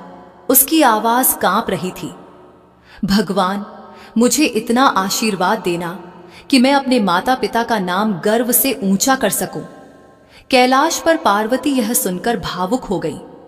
स्वामी, यह बच्ची अपने लिए कुछ भी नहीं मांगती, यह तो बस दूसरों के लिए जीती है। ऐसी आत्मा को आपने चुना था। महादेव बोले, देवी, हम उन घरों में बेटियां भेजते हैं जहां आत्मा को बदलने की जरूरत होती है और गौरी उस परिवर्तन का सबसे चमकता हुआ रूप है। पर समय का दूसरा अध्याय अब खुलने वाला था, और वह अध्याय आसान नहीं था। जैसे जैसे गौरी की पढ़ाई का चर्च बढ़ा, वैसे वैसे कुछ लोगों के मन में जलन भी पैदा होने लगी। अरे, लड़की होकर इतना पढ़ेगी तो क्या करेगी? शहर जाएगी, बड़ी बड़ी बातें करेगी, घर वालों को सिर पर चढ़ जाएगी। लड़की ज्यादा पढ़ जाए तो घर बिगड़ जाता है। ऐसी बातें हवा में फैलने लगीं, और धीरे धीरे यह जहर हरिपाल के कानों तक भी पहुंचा। पहले वह गुस्सा होता, फिर सोचता, लोग जो कह रहे हैं क्या सचमुच सही है? वह अकेले बैठकर गौरी की किताबों को देखता। उसके भीतर एक दुविधा उठने लगी। एक तरफ बेटी की सफलता का गर्व, दूसरी तरफ समाज के ताने। वह समझ नहीं पा रहा था कि उसे क्या करना चाहिए। वह धीरे से बोला, अगर गौरी शहर चली गई तो हमारा क्या होगा? घर कौन संभालेगा? लोग क्या कहेंगे? गौरी ने यह सुना, उसका हृदय भर आया। पिताजी, मैं कहां भी रहूं, पर आपका घर कभी नहीं छोड़ूंगी। मेरा जन्म इस घर को संभालने के लिए हुआ है। मैं कहीं भी जाऊंगी, पर आपका आशीर्वाद लेकर ही। यह कहकर उसने पिता के पैर छुए, पर पिता अपने संघर्ष में फंस गए। बेटी, ये समाज, ये लोग, क्या तुझे पता है कितनी बातें करेंगे? गौरी ने शांत स्वर में कहा, लोग चाहे कुछ भी कहें, पर सच तो इससे नहीं बदलता कि मैं आपकी बेटी हूं, और मुझे भगवान ने भेजा है ताकि मैं आपके घर का उजाला बन सकूं। कैलाश पर पार्वती ने यह सुना, और उन्होंने महादेव का हाथ पकड़ा। स्वामी, अब तो यह घर पूरी तरह बदल जाना चाहिए, फिर ये नए संघर्ष क्यों? महादेव बोले, देवी, मनुष्य की आदतें जल्दी नहीं बदलती, वे पल पल विचलित होते हैं। इसलिए बेटी तभी भेजी जाती है जब घर को परिवर्तन की लंबी यात्रा करनी हो। यह यात्रा अभी अधूरी है, और गौरी अभी अपने असली उद्देश्य तक नहीं पहुंची। अचानक पृथ्वी का दृश्य और गंभीर हुआ। जिले के स्कूल ने गौरी को शहर में आगे पढ़ाई का निमंत्रण भेजा, साथ ही पूर्ण छात्रवृत्ति। यह अवसर बहुत बड़ा था, पर इसके साथ डर भी था। समाज का डर, भविष्य का डर, परिवार के टूटने का डर। हरिपाल ने गौरी को बुलाया। वह चिंतित था, बेचैन था। उसने कहा, गौरी, तू अगर शहर चली गई तो गांव वाले क्या कहेंगे? मैं तेरे बिना कैसे रहूंगा? तू घर कैसे संभालेगी? तू इतनी दूर। और पहली बार गौरी के चेहरे पर हल्की सी मुस्कान आई। पिताजी, क्या आपको डर है? हरिपाल ने सिर झुका लिया। हां, बहुत। गौरी ने उनका हाथ पकड़कर कहा, पिताजी, जिस बेटी ने हवेली में जाकर 2 बच्चों की जान बचाई, वह अपनी राह में कोई भी तूफान झेल सकती है। हरिपाल हिल गया। उसके अंदर कोई पुराना पत्थर टूटने लगा। उसने बेटी को देखा, पहली बार, गहराई से, और धीरे से सिर हिलाया। जा गौरी, उड़ जा, जितना आगे जा सकती है जा, क्योंकि तू इस घर का गर्व है। कैलाश पर पार्वती खुशी से खिल उठी। स्वामी, आखिरकार घर ने बेटी का मूल्य समझ लिया। महादेव ने शांत स्वर में कहा, और अब देवी, अगले चरण में गौरी न सिर्फ अपने घर का भाग्य बदलेगी, बल्कि पूरे समाज को यह बताएगी कि बेटी कहां क्यों भेजी जाती है। अब वह समय आ गया है जब उसका प्रकाश गांव से निकलकर दुनिया तक पहुंचेगा। माता पार्वती के चेहरे पर गर्व भी था, करुणा भी, और एक हल्का सा डर भी, क्योंकि उन्होंने देखा कि गौरी अपने पिता के आशीर्वाद के साथ शहर जाने की तैयारी कर रही है। उसके छोटे से बैग में कुछ कपड़े, 2 किताबें, और मां ने आंसू पोंछते हुए उसके लिए जो 2 रोटियां रखी थीं, बस वही। पर उसके भीतर एक महासागर था, साहस का, करुणा का, आशा का। महादेव शांत भाव से यह सब देख रहे थे, और तभी पार्वती ने उनसे पूछा, स्वामी, गौरी तो शहर जा रही है, पर क्या वहां भी उसकी राह इतनी ही कठिन होगी? महादेव ने धीरे से उत्तर दिया, देवी, बेटी की राह कभी आसान नहीं होती, क्योंकि वह जहां भी कदम रखती है वहां परिवर्तन लेकर आती है, और परिवर्तन हमेशा संघर्ष मांगता है। पृथ्वी पर गौरी स्कूल की प्रधानाध्यापिका के साथ बस में बैठी थी। उसकी मां बार बार हाथ हिलाते हुए रो रही थी और हरिपाल अपनी बेटी को खामोश निगाहों से देख रहा था। उसकी आंखों में पहली बार गर्व, डर और भावुकता एक साथ थी। बस चली और गौरी ने अपने घर को दूर होता हुआ देखा। उसका दिल एक पल को डगमगाया, पर अगले ही क्षण उसने दीपक की लौ की तरह स्थिर होकर सोचा, मैं लौटकर आऊंगी और अपने माता पिता को गर्व महसूस कराऊंगी। बस पर्वतों, खेतों और जंगलों के बीच से गुजरती हुई शहर पहुंची। गौरी पहली बार इतनी ऊंची ऊंची इमारतें, इतनी दौड़ती सड़कें, इतनी तेज रोशनी देख रही थी। शहर का स्कूल बहुत बड़ा था। वहां सैकड़ों छात्र थे, बड़ी बड़ी प्रयोगशालाएं, किताबों से भरी लाइब्रेरी और हर चेहरे पर आत्मविश्वास का भाव। गौरी अंदर गई तो उसका मन थोड़ी देर के लिए कांप गया। क्या मैं योग्य हूं? क्या मैं यहां फिट हो पाऊंगी? पर फिर उसके मन में वही आवाज गूंजी, तुम दिव्य चयन हो, तुम रुकने या डरने के लिए नहीं भेजी गई हो। कैलाश पर पार्वती ने गौरी के चेहरे पर उभरती झिझक देखी। स्वामी, यह बच्ची इतनी दूर आ गई, पर क्या यह अकेलापन इसे तोड़ नहीं देगा? महादेव बोले, देवी, अकेलापन कमजोर आत्माओं को तोड़ता है, पर गौरी जैसी आत्माओं को और दृढ़ बनाता है। अभी देखना, यह शहर इस छोटी लड़की के लिए नया विश्वविद्यालय बनेगा। गौरी ने शहर में रहना शुरू किया। छोटा सा हॉस्टल कमरा, 2 अन्य लड़कियां, एक आयरन की चारपाई और खिड़की से दिखती शहर की रोशनी। रात को जब सब सो जाते, गौरी खिड़की पर बैठकर अपने गांव के तारे याद करती। कई बार उसकी आंखों से आंसू गिरते, पर वह हर बार कहती, मैं यहां इसलिए हूं ताकि मैं घर का भविष्य बदल सकूं। स्कूल में पहले कुछ हफ्ते कठिन थे।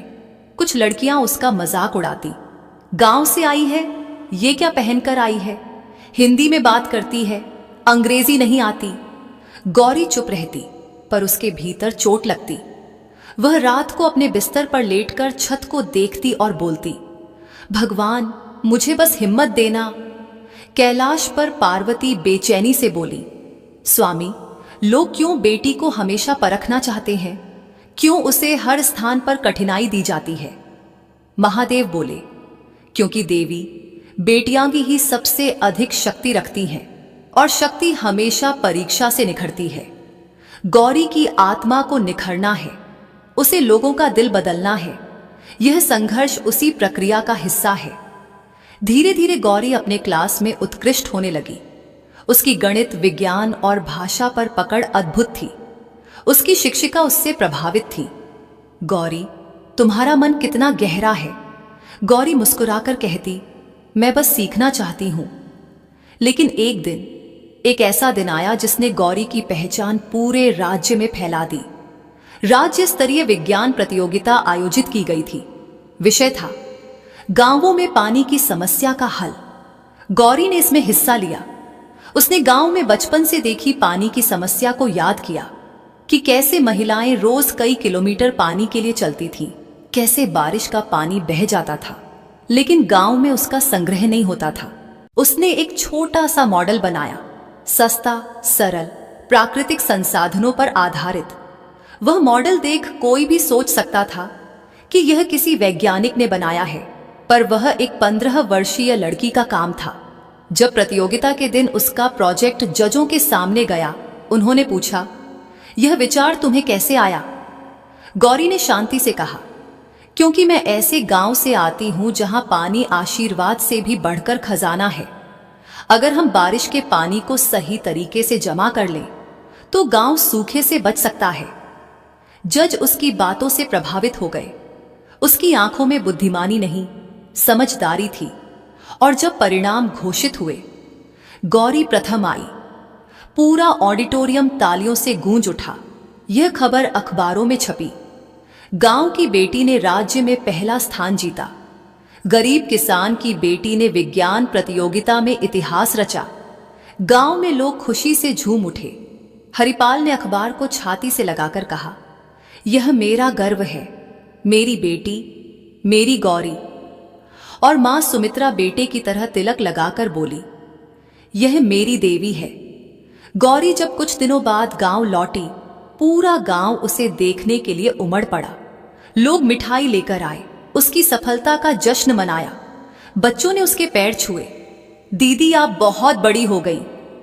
गौरी सबको प्रेम से गले लगाती, उनके सिर पर हाथ फेरती और मन में सोचती, भगवान आपने मेरी मदद की।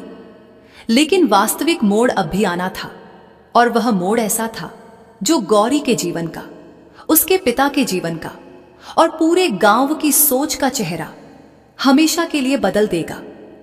जिले के कलेक्टर ने गौरी को बुलाया और कहा, हम चाहते हैं कि तुम अपने मॉडल को राज्य सरकार के सामने प्रस्तुत करो। हजारों गांवों में तुम्हारा मॉडल लागू हो सकता है। गौरी स्तब्ध रह गई।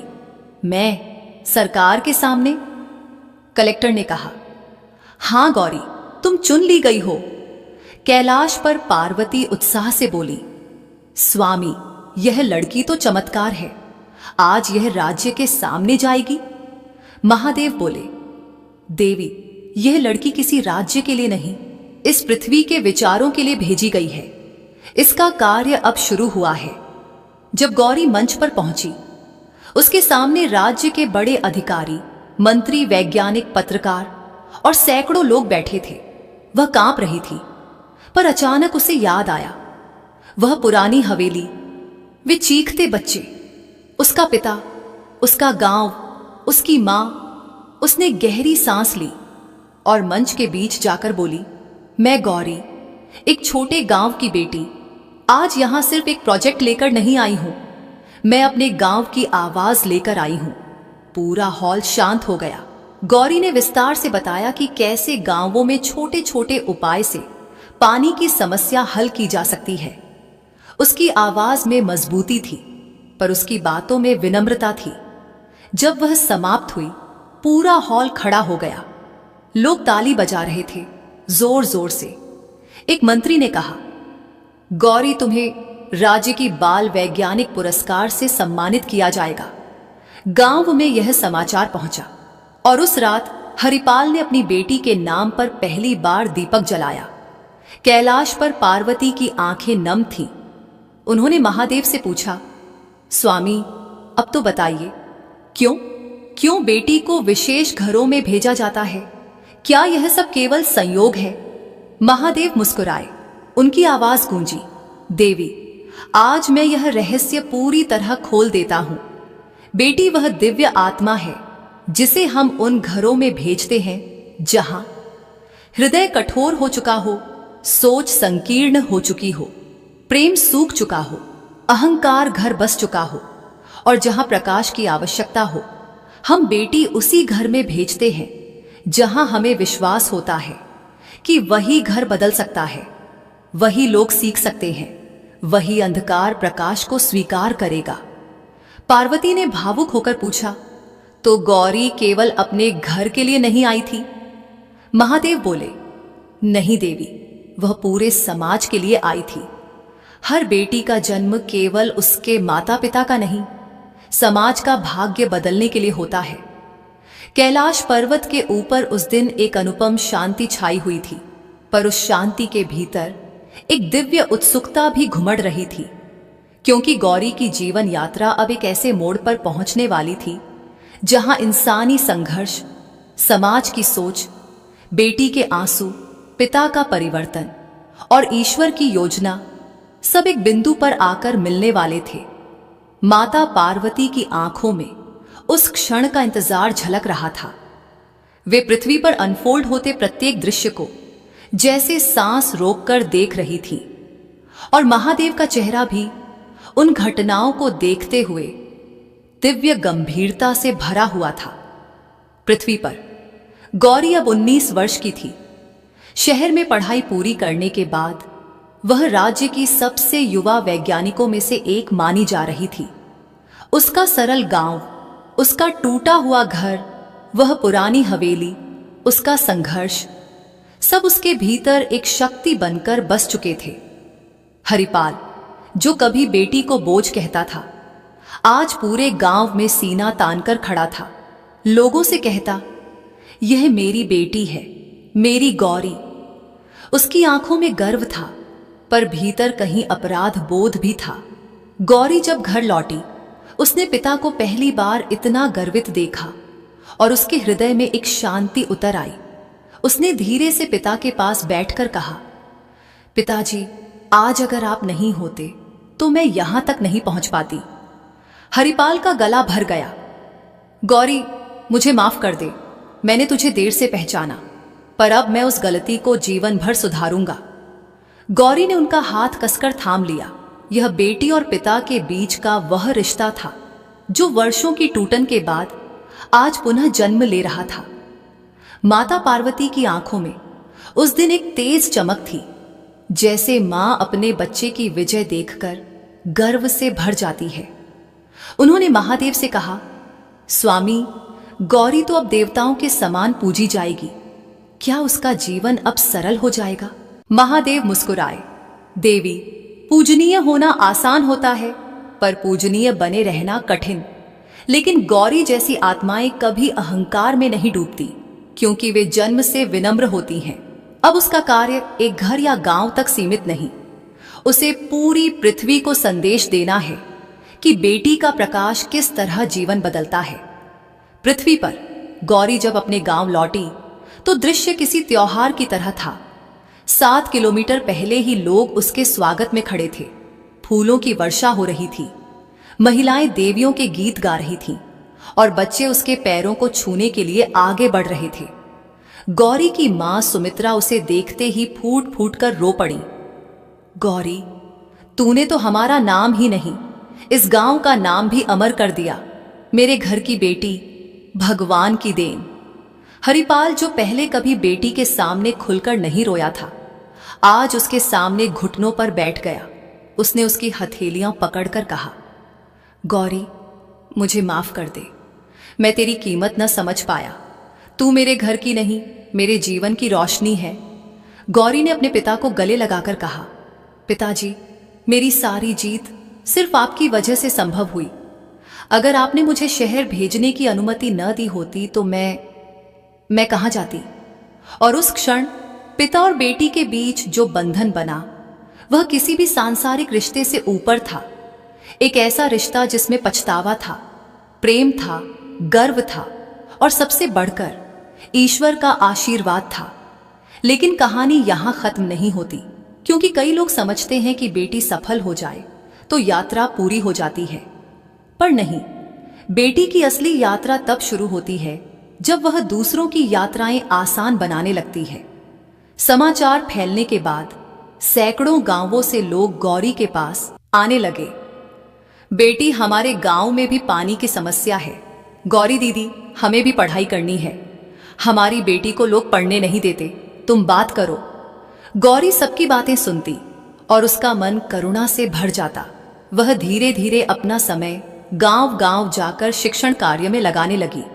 कुछ लड़कियां जो कभी घर से बाहर नहीं निकलती थीं, आज स्कूल जाने लगी। कुछ महिलाएं जो अपने जीवन को बस एक जिम्मेदारी समझती थीं, आज आत्मनिर्भर बनने लगी। और कुछ बुजुर्ग जो निराशा में जी रहे थे, गौरी के शब्दों में उन्हें आशा दिखने लगी। और तब गौरी ने एक बड़ा निर्णय लिया। उसने अपने गांव की पहाड़ी के पास एक बड़ा विद्यालय बनाने का संकल्प लिया। यह विद्यालय सिर्फ पढ़ाई के लिए नहीं होगा, यह वह स्थान होगा जहां बेटियां सीखेंगी कि वे किसी से कम नहीं, और बेटे सीखेंगे कि सम्मान सबसे बड़ी शिक्षा है। गांव वाले चौंक गए। इतना बड़ा विद्यालय बेटियों के लिए? गौरी ने कहा, हां, क्योंकि भविष्य तब बदलेगा जब बेटियां शिक्षा और बेटे संस्कार दोनों सीखेंगे। कैलाश पर पार्वती यह सुनकर खिल उठी। स्वामी, यह तो किसी युग स्थापना जैसा है। गौरी सच में पृथ्वी पर परिवर्तन बन गई है। महादेव बोले, बेटियों में यही शक्ति होती है देवी। एक बेटी जन्म लेती है तो सिर्फ एक घर नहीं, एक पीढ़ी बदलती है। विद्यालय के निर्माण के दौरान गौरी दिन रात मजदूरों के साथ काम करती, ईंटें उठाती, नक्शा बनाती, भट्ठे पर ईंटें सुखाती, बुजुर्गों से राय लेती, बच्चों को पढ़ाती। लोग कहते, यह लड़की इंसान नहीं, देवदूत है। लेकिन जैसे जैसे विद्यालय का निर्माण आगे बढ़ता गया, समाज का एक हिस्सा बदलने लगा, पर एक हिस्सा ईर्ष्या, कटुता और अंधकार से भर गया। कुछ पुरुष बोले, लड़की होकर इतना बड़ा काम करेगी, ये हमें शर्मिंदा कर रही है। कुछ महिलाएं बोली, हमारी बेटी पढ़ेगी तो घर कौन संभालेगा। कुछ लोग दबी आवाज में बोले, गौरी बड़ी हो गई है, अब उसे शहर में बस जाना चाहिए, गांव का क्या भविष्य है। गौरी यह सब सुनती थी और मुस्कुरा देती थी। उसके भीतर प्रकाश इतना प्रबल था कि अंधकार उसे छू नहीं पा रहा था। लेकिन कहानी का सबसे भावुक मोड़ तब आया जब विद्यालय निर्माण के कुछ ही दिन बचे थे। उस दिन गौरी काम से लौट रही थी। सूरज ढल चुका था, आसमान में नारंगी अग्नि सी चमक थी और हवा में हल्की ठंडक थी। वह सोच रही थी कि इन ईंटों के बीच कितनी बेटियों का भविष्य चमकेगा। तभी अचानक पीछे से जोरदार आवाज आई, गौरी रुक। उसने मुड़कर देखा, हरिपाल हांफता हुआ भागता आ रहा था। गौरी ने कहा, पिताजी आप भाग क्यों रहे हैं? हरिपाल ने कांपती आवाज में कहा, तेरी मां सुमित्रा, उन्हें अचानक बहुत तेज दर्द हुआ है, खून बह रहा है, डॉक्टर कह रहे हैं कि हालत गंभीर है। गौरी का पूरा संसार एक पल में रुक गया। वह भागती हुई घर पहुंची। सुमित्रा चारपाई पर लेटी थी। उनका चेहरा पीला था, सांसें तेज धीमी हो रही थी। गौरी उनके पास बैठ गई। मां मां, मैं आ गई। सुमित्रा ने गौरी का चेहरा हाथों में लिया। गौरी मेरी बच्ची, तूने जो किया उस पर मुझे गर्व है। गौरी रो पड़ी।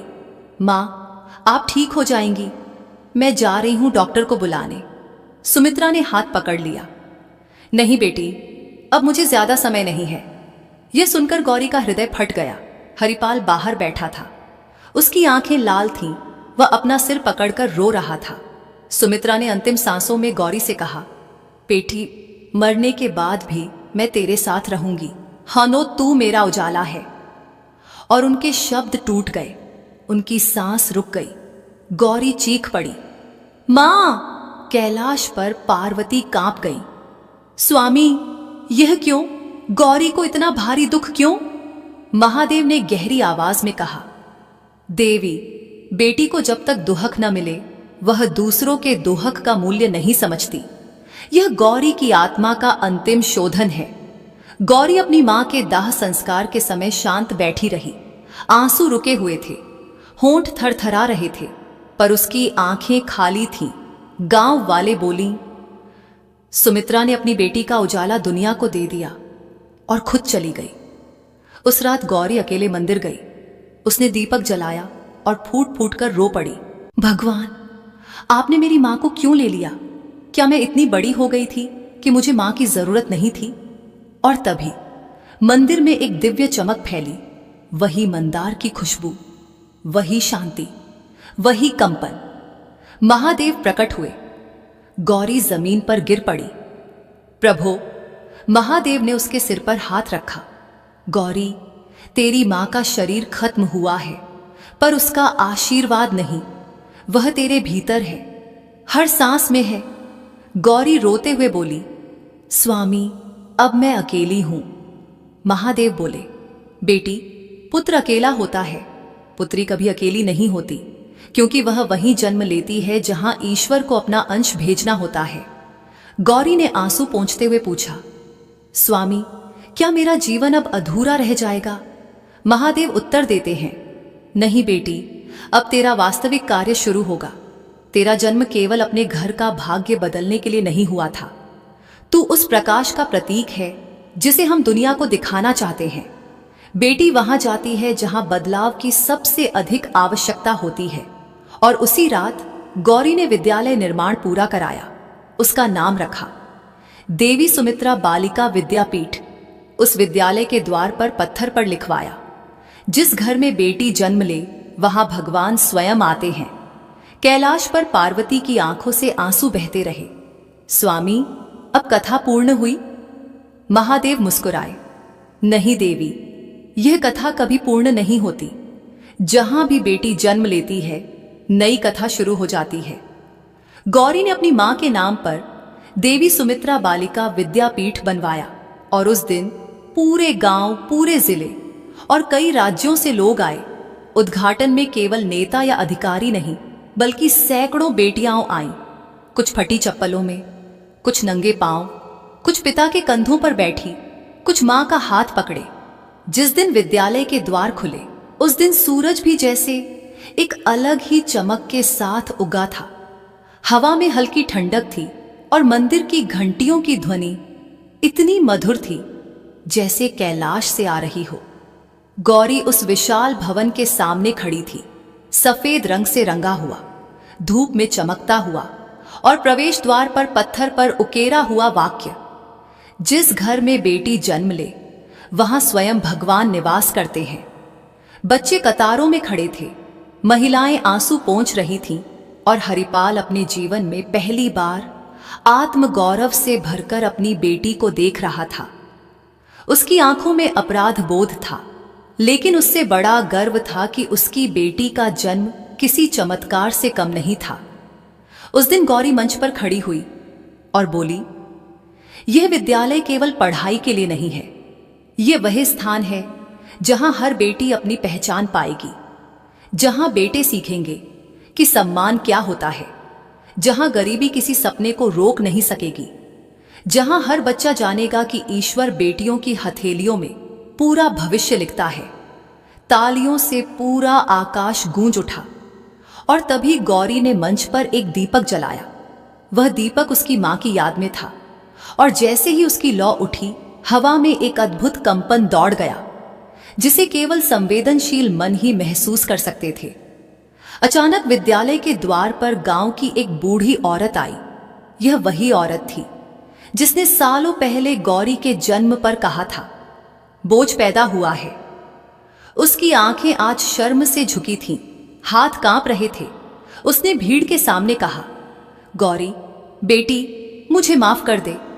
मैंने तेरे जन्म पर तुझे बोझ कहा था, पर आज समझ रही हूं कि तू भगवान का वरदान है। काश मैं अपनी जिंदगी में एक बार बेटे जैसी खुशी महसूस कर पाती, पर आज लग रहा है कि बेटी ही असली खुशी है। गौरी उसके पास गई, उसके हाथ पकड़कर बोली, बुआ, बेटी कभी बोझ नहीं होती। आप तो मेरी दादी जैसी हैं। आपका आशीर्वाद मेरे लिए सबसे बड़ी ताकत है। सैकड़ों लोग रो पड़े। गौरी सिर्फ एक लड़की नहीं रही थी, वह एक युग बन चुकी थी। विद्यालय खुला, हजारों बच्चे हर साल वहां पढ़ने लगे। बेटियां आत्मविश्वास से भरकर निकलने लगीं। कुछ डॉक्टर बनी, कुछ शिक्षक, कुछ वैज्ञानिक, कुछ अधिकारी, और कई लड़कियां तो सिर्फ गौरी का नाम सुनकर ही संघर्ष में ताकत पा लेती थी। उनके लिए गौरी कोई नाम नहीं, प्रेरणा थी। लेकिन गौरी के जीवन ने तब एक और बड़ा अध्याय देखा, जब राज्य सरकार ने उसे राष्ट्रीय महिला आयोग में उच्च पद की जिम्मेदारी सौंपने का प्रस्ताव दिया। गौरी ने विनम्र स्वर में कहा, मेरे लिए सबसे बड़ा पद सेवा है, कुर्सियां नहीं। लेकिन अगर इस पद से मैं हजारों बेटियों का जीवन बदल सकती हूं तो मैं स्वीकार करती हूं। और वह काम में लग गई। दिन रात बिना थके, बिना रुके, गांव गांव घूमकर उसने महिलाओं की समस्याएं सुनी, गरीब परिवारों को सहयोग किया, लड़कियों की पढ़ाई न रोकने के आंदोलन चलाए, और देश के कई हिस्सों में वह बेटियों की उम्मीद बनकर चमक उठी। लेकिन जैसे जैसे गौरी की प्रसिद्धि बढ़ी, उसके आसपास आलोचना करने वालों की आवाजें भी बढ़ने लगी। यह लड़की इतना काम कैसे कर लेती है? क्या कोई साधारण इंसान यह कर सकता है? यह तो कोई चमत्कारी शक्ति है। और एक दिन गौरी की प्रतिष्ठा चरम पर थी। देश के लोग उसे मानते थे, सम्मान करते थे, उससे प्रेरणा लेते थे। लेकिन उसके भीतर एक शून्य था, क्योंकि उसकी मां अब नहीं थी और पिता भी उम्र के साथ कमजोर हो चुके थे। गौरी सेवा करती रही। उसके भीतर कोई भी लालसा नहीं थी, न पद की, न धन की, न प्रसिद्धि की। उसका एक ही लक्ष्य था, बेटियों की दुनिया बदलना। और तब आया वह क्षण जिसने सारी कथा को अनंत बना दिया। एक रात गौरी मंदिर में अकेली बैठी थी। दीपक जल रहा था, हवा में हल्की ठंडक थी और दूर से शंख ध्वनि आ रही थी। उसने महादेव की प्रतिमा के सामने हाथ जोड़कर कहा, प्रभु, मेरी यात्रा अब किस दिशा में जाएगी? मैंने अपना कर्तव्य पूरा किया या अभी कुछ और बाकी है? और तभी मंदिर के अंदर गूंजती एक दिव्य ध्वनि ने सब कुछ रोक दिया। वह ध्वनि किसी घंटी की नहीं थी, वह किसी शंख की नहीं थी, वह किसी पवन की नहीं थी, वह महादेव की ऊर्जा थी। प्रकाश फैला और महादेव प्रकट हुए। इस बार उनकी उपस्थिति पहले से अधिक दिव्य, अधिक विराट, अधिक शांत थी। गौरी रोते हुए भूमि पर गिर पड़ी। प्रभो, महादेव ने उसे उठाया और कहा, गौरी बेटी, तूने वह किया है जो कुछ ही आत्माएं कर पाती हैं। तूने जन्म देने वाली मां को खोकर भी संसार की बेटियों को मां का प्रेम दिया। तूने पिता की कठोरता को प्रेम में बदल दिया। तूने अंधकार में प्रकाश पैदा किया। तूने समाज की सोच बदली। तूने उस उद्देश्य को पूरा किया जिसके लिए तुझे चुना गया था। गौरी बोली, प्रभु, आपने कहा था कि मेरा जन्म चयन है, अब आगे क्या? महादेव बोले, अब तुझे अपने स्वरूप में जाना चाहिए। तू केवल गौरी नहीं, तू वह शक्ति है जो हमने भेजी थी। तू वह आत्मा है जो संसार को स्मरण कराएगी कि बेटी कोई सामान्य संयोग नहीं, वह ईश्वर का संदेश होती है। और जब संदेश पूरा हो जाए तो आत्मा प्रकाश में विलीन हो जाती है। गौरी कांप गई। प्रभो, क्या इसका अर्थ है कि मेरी यात्रा पूरी हो चुकी है? महादेव बोले, हां गौरी, अब तुझे हमारे धाम लौटना है। तेरी कथा यहीं समाप्त नहीं होती। तेरी कथा अब पीढ़ियों के हृदय में जीवित रहेगी। गौरी की आंखों से आंसू बहने लगे। क्या मेरी मां वहां है? महादेव मुस्कुराए। जहां बेटी जाती है वहां मां पहले से होती है। और तभी एक दिव्य प्रकाश गौरी के चारों ओर फैला। मंदिर में पुष्पों की वर्षा होने लगी। घंटियां अपने आप बजने लगी और पूरा मंदिर उजाला बन गया। गौरी ने अंतिम बार पृथ्वी को देखा। उसकी आंखों में शांति थी और अगले ही क्षण वह प्रकाश में विलीन हो गई। गांव में मंदिर की घंटियां रात भर बजती रहीं। लोग कहते, आज मंदिर में चमत्कार हुआ है। लेकिन हरिपाल, जो उस समय मंदिर के द्वार पर खड़ा था, धीरे से बोला, मेरी बेटी घर लौट गई। उसके स्वरूप को समझने में मुझे जिंदगी लग गई, पर आज समझ आया वह ईश्वर का अंश थी। पार्वती ने महादेव से पूछा, स्वामी, अब दुनिया को क्या संदेश देंगे? महादेव ने ब्रह्मांड की ओर देखते हुए कहा, जब घरों में अंधकार हो, जब समाज करुणा भूल जाए, जब मनुष्य का हृदय कठोर हो जाए, तब हम एक बेटी भेजते हैं। बेटी दुख देती नहीं, दुख दूर करती है। वह बोझ नहीं, दुनिया को उठाने वाली शक्ति है।